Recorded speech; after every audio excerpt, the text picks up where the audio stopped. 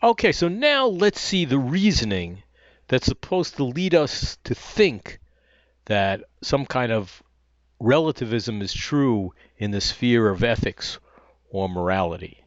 And notice we just cited a whole lot of cases where moral judgments varied somewhat radically from society to society.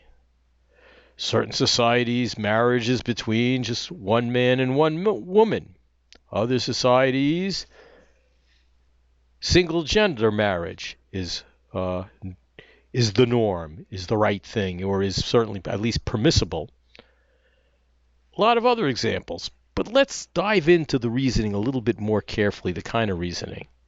So notice moral relativism is the claim that morality, right and wrong, good and bad, is subjective. That is, it's relative to a person or to a group of people. So let's consider an example to follow the line of reasoning.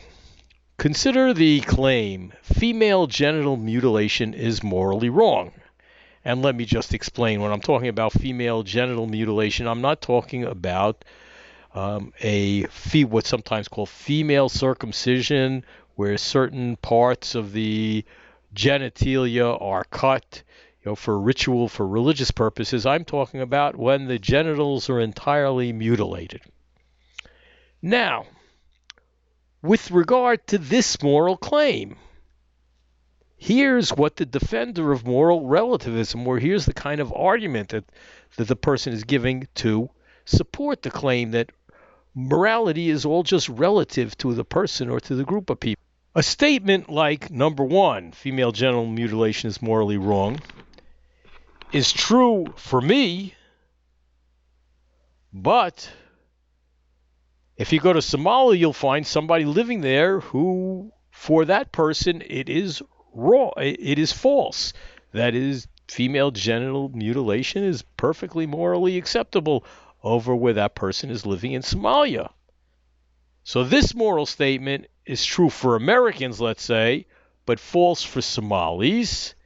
And from this, the conclusion is supposed to be supported that morality is relative, varies from person to person. Or for this kind of relativism that's called cultural relativism, the moral statement number one, is true for Americans, but false for Somalis.